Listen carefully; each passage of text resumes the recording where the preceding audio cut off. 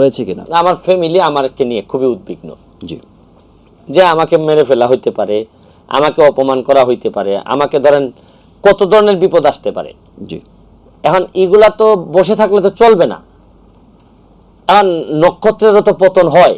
জি, আমার তো বিষয়টা এমন না যে এই নক্ষত্র হয়ে থাকতে হবে, পতন হইলে চলে যাব। আমার তো যেভাবে আমি আসি তাতে যদি বুঝতাম যে খুব আরাম পাচ্ছি, তাহলে না হয় এখান থেকে চলে গেলে আমার কষ্ট হইতো।